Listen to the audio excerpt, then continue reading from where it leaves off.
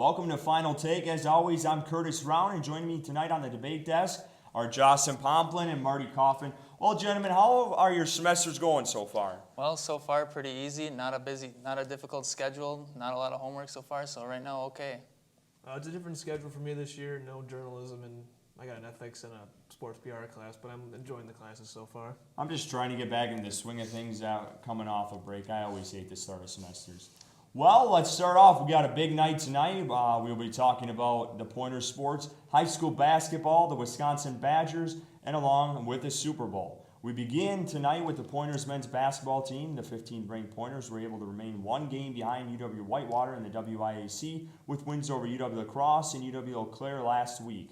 The Pointers dominated on defense in both games, beating the Eagles 63-44, holding the Eagles scoreless for the final 15 minutes of the first half en route to a 27-0 run. The win over the Blue Golds was ugly as the Pointers grinded out a 49-40 road victory. Jostun, we'll start with you. Will this defense carry this team going forward, or are the offense going to come back and provide some balance? Well, right now, the defense has to carry this team. They haven't been scoring a ton of points. The defense has played really well the last two games, only 44 and 40 points allowed, respectively. 56 points a game. They rank in the top 5 in all of Division III. So right now, the defense obviously is their strong part. They really need to rely on that and hope the offense comes along as part of their strong defense. I agree with you on that, too. I think the defense needs to keep doing what it's doing. I mean, that's winning them the games. Because the offense, if you see a 27-0 run in a game, the offense can come alive in these games, but it has to do it on a consistent basis. You can't just score 61 points one time and then score almost half the points in the total game is what you score as a run in the other game. I think you need to keep doing that. Also, too, they need more players to step up on offense. Alex Richards has been their key offensive guy this year, but along with him and Joe Ritchie this year have had to learn to develop as starters. They used to be role players last year. They don't have that Tillum or Clayton Hewer that they had last year. These guys need to step up offensively, and I think Richards has been doing that. I think guys like Riff, and the injury to Pelkoffer hurts them too on offense. The depth there is not there as it was in years past, but these guys have had to learn to play more minutes than they've had in years past. I'm going to agree with you there. I definitely think Joe Ritchie needs to step up. He's had a somewhat down of a year for this Pointers team, and the assists are there, but he needs to start getting that ball in the hoop. Well, the Pointers return to action when they host UW River Falls Wednesday night. Now let's move on to the women's side. The Pointers had another up-and-down week, losing to La Crosse, but rebounded to win against UW Eau Claire. The Pointers were offensively challenged against La Crosse, falling 51-41 while shooting a mere 23%. The Pointers then found that an offense of the tune of a career-high 24 points by Lauren Enklum, including 5 three-pointers. The Pointers traveled to River Falls on Wednesday night before hosting Platteville on Saturday afternoon in the Play for K Pink game. And Jostun, let's talk about the Pointers team right now, women's side. It seems like this year is just kind of a rebuilding season. A lot of young players on that team. Definitely. They lost a lot of talent from last year, a lot of young players this year, and this is the season you're going to have with young players. They're new to the college game. They're inexperienced, but they got a good coach in Coach Egner to teach them how to go. Eventually, by the end of the year, you want them to be playing their best basketball so that by the end of the year, they've shown improvements, even if the record doesn't say it. As long as they look like they're getting better, that's what it means. And you know, Jostun, we were at the La Crosse game calling, and me and Robin and Coach Egner, she was fired up at those refs. You were there as well. That reffing in that game was just terrible. The whole game was sloppy. There were like almost 20 travel calls, it seemed to me. It was over 40-plus turnovers combined. The shooting was awful. It was a bad game to watch. And, you know, I heard Coach Egner she was screaming at the La Crosse coaches. He said, "When are you going to pay the refs?" And the coach for the La Crosse team, he goes, "I would, but I don't have enough money." So I thought that was pretty funny. They were taking shots back and forth. Well, let's now move on to some hockey. The third-ranked Pointers men's hockey team hosted Bethel University Saturday night in the put-to-check to cancer night and came away with a huge victory, 9-4. Joe Callis scored 2 goals and had 2 assists as 13 different Pointers recorded a point. This is the second consecutive game where the Pointers have scored 9 goals. Where is this offense coming from right now? Well, with all the talent they returned from last year, they have so much depth on this team, so much talent that scoring is coming from everywhere. 13 different players recording a point. Even the defensemen are getting in on the action. Defense has been solid. They gave up a couple goals late there, but the backup goalie was in. This game was well in hand. The offense just comes from everywhere, and that's a strength of this team. Yeah, the depth on this team is just unreal. It just shows you what happens when you get a bunch of experienced guys returning and you contend for a national championship. And these guys anybody can score on any given night. That's the beauty of hockey. Some other guy can show up one night, another player another night. But I think the surprising thing is that the WEAC Player of the Year last year, Garrett Ladd, he's not in the top. I think he's like probably 5th or 4th in point scoring this year. So they have all these other guys scoring and leading the team in points. I think Cal's is the leading scorer, then defenseman Kevin Gibson's the other one. So this team right now, they're clicking on all cylinders, I think, and they're about to play the better hockey too, going down the stretch, preparing to go in the national tournament. You know, folks at home, if I had a quarter every time Marty said the beauty of hockey, I'd be a millionaire right now. It's a great sport. I don't know how you can't like it. Well, the Pointers head back to the ice when they travel to UW Stout on Friday and then hosting Stout again at home on Saturday. Make sure you come to that game or also tune into our live stream where me and Marty will have the call. In women's hockey now, the 8th-ranked Pointers defeated UW Eau Claire 4-1 on Saturday. Sean O'Bullinger and Nicole Schwab each had a goal and an assist to lead the Pointers on offense. The Pointers were outshot in the game 30-24, but Jenna Bilke-Skaug had 29 saves. The Pointers traveled to UW Eau Claire on Friday night before returning home to face 5th-ranked Adrian on Saturday. Well, that's it for Pointer Sports this week. We will take a quick commercial break. When we come back, we will talk Wisconsin Badgers and high school basketball. These guys care about sports. The talk continues after the cameras stop rolling. Watch Final Take only right here on SPTV for anything Pointers, anything sports.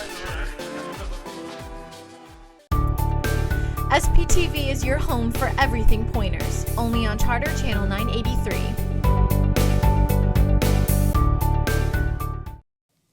We resume with boys high school basketball. The top-ranked Spash Panthers remain undefeated as they beat Wausau West 61-40 and Marshfield 80-58. The Panthers have won every game this season by double digits, and the Panthers have a pair of games this weekend when they travel to Wisconsin Rapids on Friday night, followed by a game against Cretin-Durham Hall as part of the Wisconsin versus Minnesota border battle.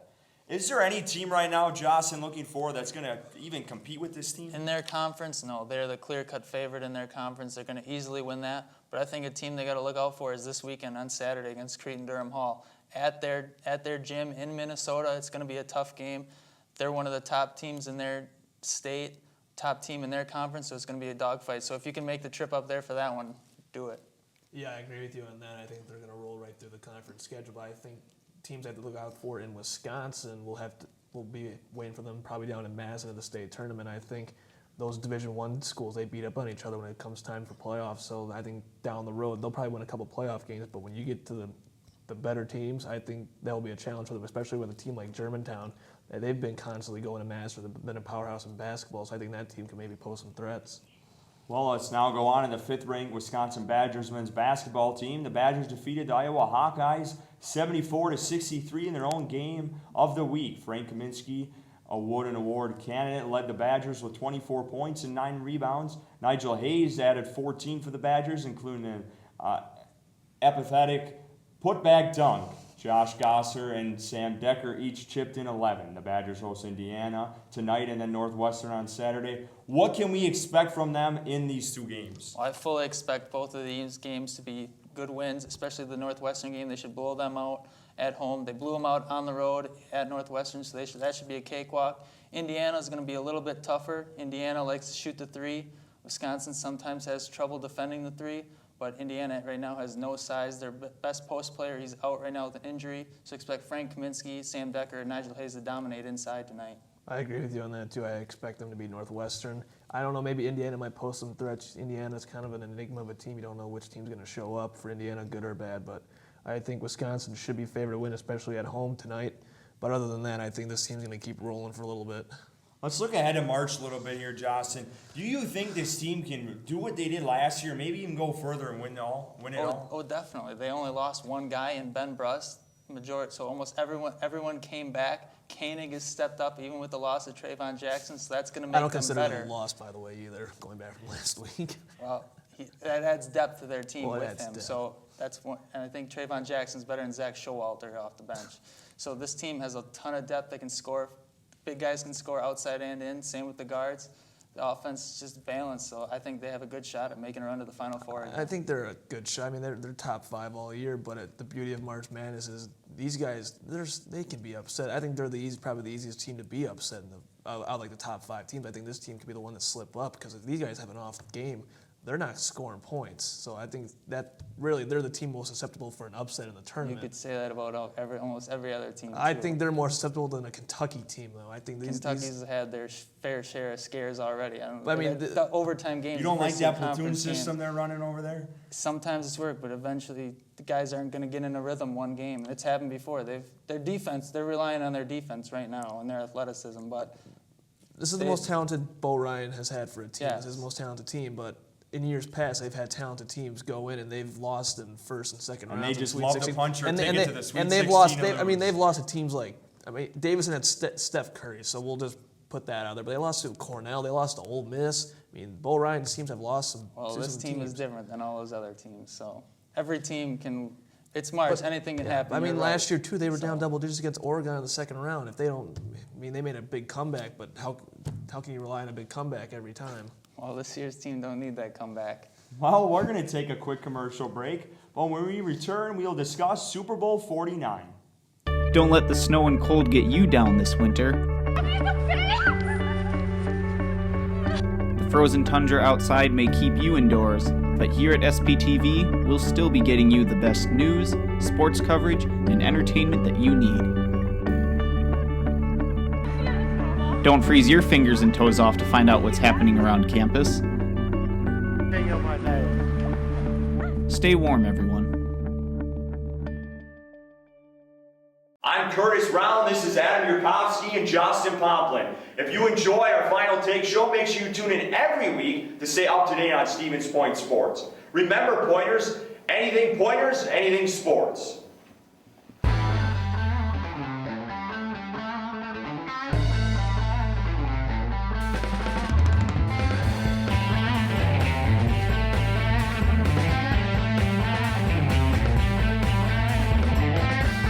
Welcome back. What a game was that with the Super Bowl this weekend. The New England Patriots rallied back from a 10-point fourth quarter deficit and then held on in the final seconds to defeat the Seattle Seahawks 28-24 in Super Bowl 49. Tom Brady was the game's MVP after throwing for 4 touchdowns and 328 yards on a Super Bowl record 37 completions. Jostun, what does this mean for Tom Brady and Bill Belichick winning their fourth Super Bowl together? Obviously, it's going to go down as one of the greatest quarterback-coach combos in NFL history. 4 Super Bowl wins in just over a decade, 6 appearances, more than 20 postseason wins. Tom Brady obviously going into the Hall of Fame, but I think mostly a lot of it they're going to be remembered for is Spygate and Deflategate. So while they may be one of the best combos, their legacy is going to be tarnished forever by those 2 cheating scandals that they've been accused of. You say they'll go down as one of the greatest quarterback coaching combos. I'm going to say they're going down as the greatest quarterback coaching combo in history. You win 4 Super Bowls and you go 6 times. They could easily be 6-0 in Super Bowls if it's not for a lucky David Tyree catch on his helmet and a Mario Manningham catch down the sideline against the Giants. Two lucky throws by Eli Manning is what separates them from 6-0. For being Super Bowl champions. Or a couple of field goals they could have lost those other ones too. So. Well, but they did. But I'm saying too is that but Tom Brady is officially in. I've never seen Joe Montana play. I was too young for him. But in my opinion, Tom Brady is the greatest quarterback to ever play. You go to 6 championships in this era, the salary cap and free agency era. His last drive, he went 5 of 5 for 68 yards. That was the second touchdown drive. He went 2 times down the field on probably the greatest defense in the last 15 years in the Super Bowl. Sure, the secondary was banged up, but those guys were in there playing, and he's throwing the ball to 3 guys the entire game, really. Edelman, Gronk, and running back Shane Vereen.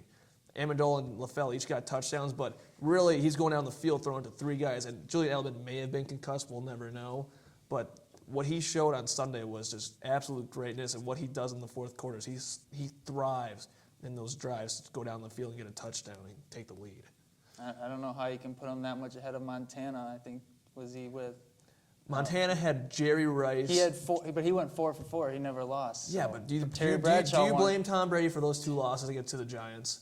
The one against the Giants, I heard Which Stephen one? A. say they only scored 14 points, and the 1 touchdown came in the final couple minutes But of the what fourth do you quarter. do? And He they were gave his team undefeated. the lead. And they were undefeated He gave and his team scoring the lead. almost 40 points a game, and you're telling me you can only He score 14? gave his team the lead. Come on now. No, and then in the second loss, Wes Welker drops the ball, can't catch the ball. If Wes Welker catches that pass, they're probably winning that Super Bowl too. So you can't put those two losses on Tom Brady. You can, Marty, but you just keep making up excuses when Tom Brady loses or the Giants make these lucky plays. And let's go back to this game.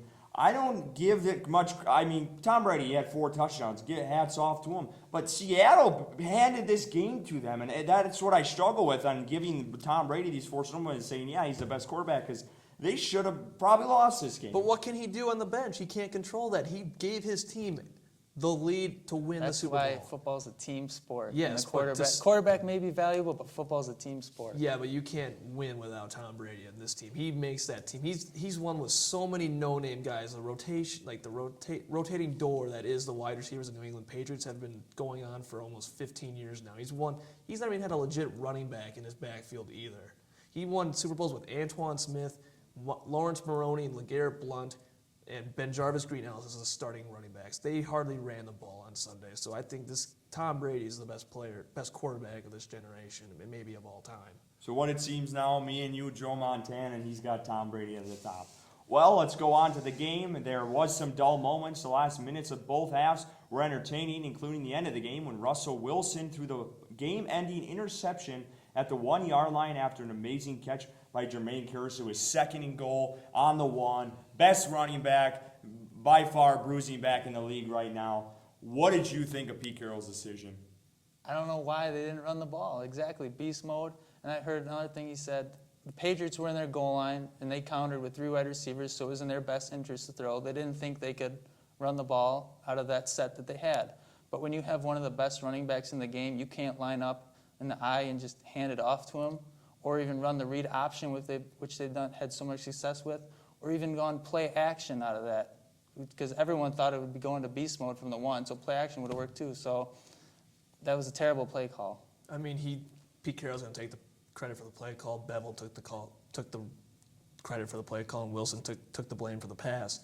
But I don't understand what Pete Carroll's saying is that we're throwing on 2nd down for a waste of a play, like we're wasting a play. Why on earth, down 4 points and under 30 seconds in the Super Bowl, you need to score a touchdown? Are you wasting a play? I think what logic says, you run the ball on 2nd down like that. I mean, read option. Russell Wilson scored on a read option play against the Packers to take the lead or almost, I think, get within a touchdown. I mean, that play works. You can do that. You can read option pass to maybe to the flats to Luke Wilson. He didn't get a target all game too. So how would the Patriots be keying on him? I just don't understand the call. And Marshawn Lynch, I mean, he's just got to be flabbergasted. I mean, the stat says he's 1 for 5 on touchdowns from the 1-yard line. That's irrelevant to me. That's during the regular season. That's not during the game. You got to hand the ball off to him in that spot. And they had run the ball 7 out of their 9 times from the 1-yard line. And then Belichick, he was practically giving it to him by not calling his timeouts and letting the clock run down. And then, I mean, Russell Wilson's got to take some credit, too, for the pass. That was not anywhere ready for first, he was threw open it over for a split second. Yeah, he was open for a split second, but he didn't put. Just made it great. But he didn't put it in the right spot either. No. He put it closer to his shoulder, and he's supposed to put it in his chest, and that might have been something. The defensive back Malcolm Butler made a great play. He made a great play, but I think if Wilson, they get that pass a little bit closer to the chest, they score a touchdown there. But it's going to go down as the worst play call probably in Super Bowl history. Yeah, and if this is Bevel's call, I'm sorry, this guy needs to be fired. This offense has been mediocre the last couple of years, and you had the chance, game on the line, and the offense at this time needed to show up, and it's always been the backbone of this team is to rely on the defense. When they had to rely on the offense in the biggest situation, playing the New England Patriots, and they go ahead and play that bonehead mistake, I'm sorry. And you talk about you mentioned the first half touchdown they scored before halftime. They were aggressive on that. I think they got too cute and they overthought it at the end, and they got too aggressive to score a touchdown. I think you just got to stick with. They didn't give the ball to their best offensive player. In that situation, you got to give the ball to your best offensive player. And Marshawn Lynch is their best offensive player. It's not Russell Wilson. He's not at that level yet. You got to put the ball in the hands of your best player, and they just didn't do that. And let's talk about that a little bit with Marshawn Lynch. The guy's coming up on his contract year.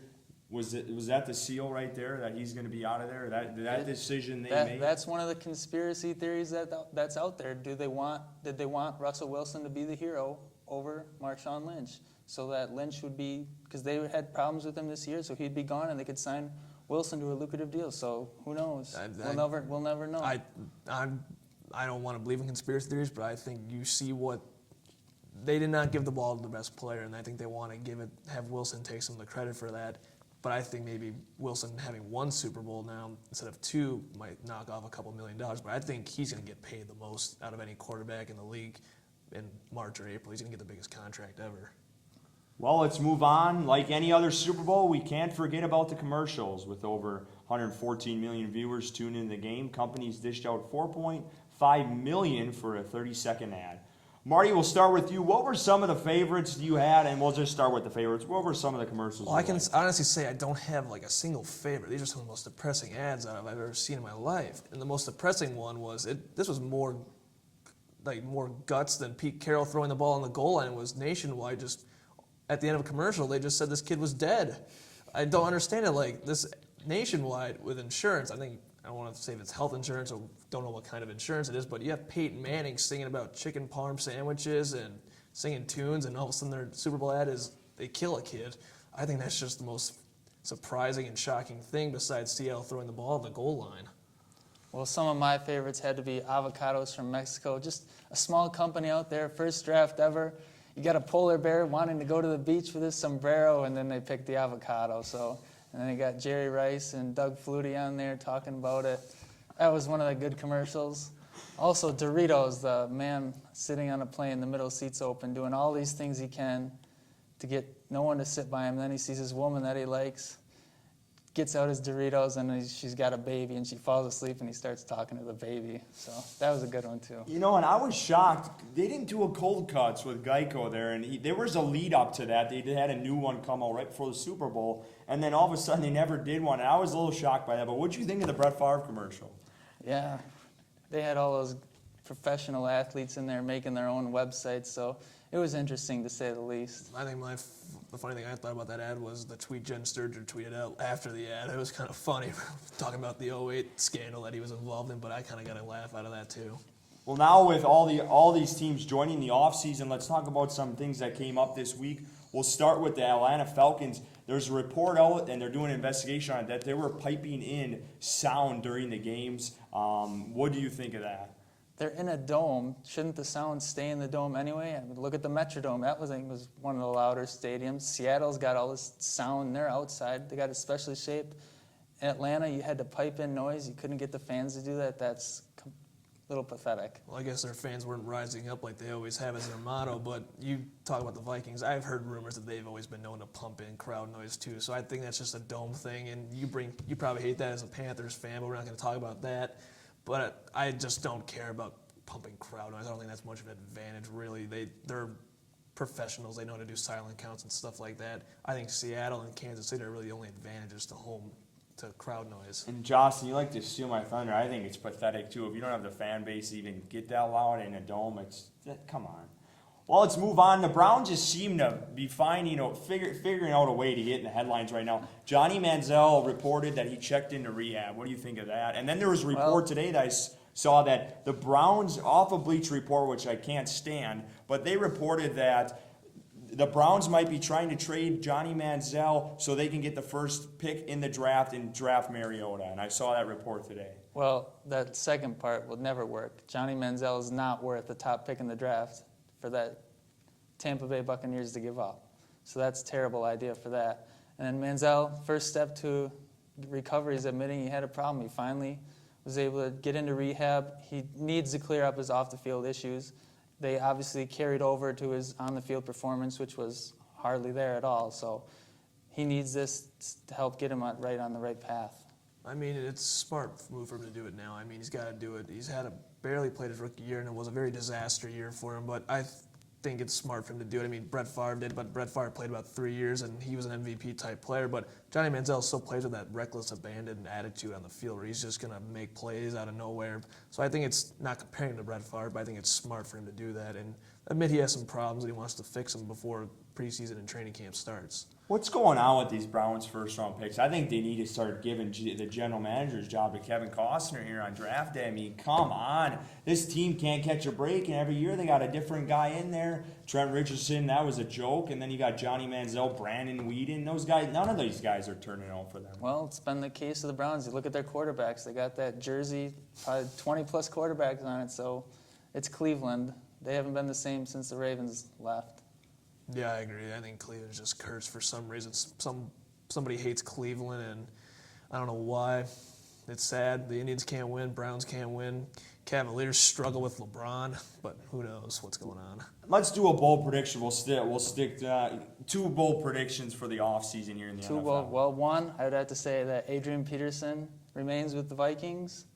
And another one is that DeMarco Murray and Dez Bryant are split up. Only one can stay in Dallas. I agree with you on that last one. I think Dallas would sign Dez, but my 2 bold predictions are Marshawn Lynch will not be a Seahawk next year. I think there was a report he's going to get a huge contract. I think with the reports earlier in the year saying that Seattle and him are going to split, I think that's the truth.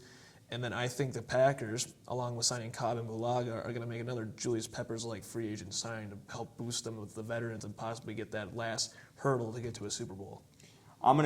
Going off of Marty's with the Marshawn Lynch, we are going to see the true colors finally of Russell Wilson and him start to struggle. Along with that, Greg Hardy, I think he's going to stick with the Panthers. That verdict's coming up shortly in the next couple of weeks. And I definitely think if he does get found not guilty, because there was some reasoning of why his trial got moved so close to February instead of jump back to the summer. So there's definitely something in the case that they found out. So we'll see what that is developing in the next few weeks. Well, guys, that's all we have tonight, and we thank everyone for tuning in with us. I'd like to thank Jostun, Pomplun, and Marty Kauffman for joining me with their insightful opinions on the debate desk. A big thanks to our technical staff and all their hard work to make this possible. Be sure to check us out on Facebook at SPTV UWSP Television, or follow us on Twitter at SPTV_UWSP. Also visit the UWSP homepage to locate all your Pointer athletics information. Don't forget, me and Marty will have the call this weekend as the Pointers men's hockey team goes up against Stout Saturday night. Puck drops at 7. And just remember, Stevens Point, here at Final Take, anything Pointers, anything sports. On the defense, you had the Steelers when they had the top 5 defense. They were dominant. Big Ben was pretty good. He wasn't the best offense in the league. But where defense wins championships is overplayed is the fact that you look at defense wins championships. Yeah, okay, your defense can be great as ever, but look at the Browns right now. If their offense doesn't sub as well as players play. The Panthers have about the same exact offense as Seattle does right now. Last year they had about the same offense stats and everything across the board. Am I right on that or no? You're right. You know what? You're right. Watch Final Take only right here on SPTV for anything Pointers, anything sports.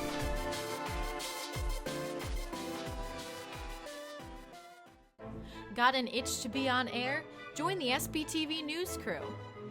Being an on and off air reporter will help you gain experience in interviewing, shooting and editing video, and reporting behind the anchor desk. Join SPTV News, pointing to you.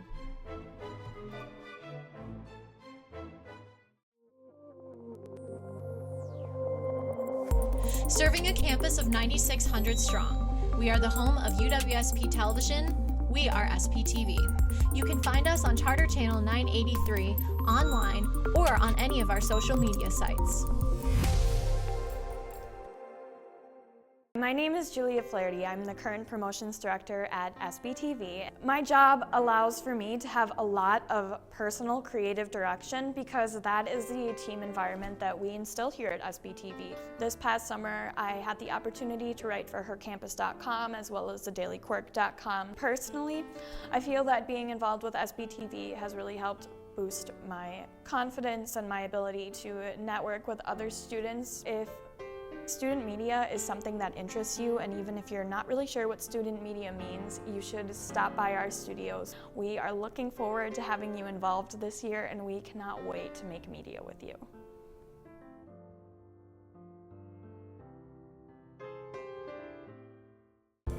Hey you!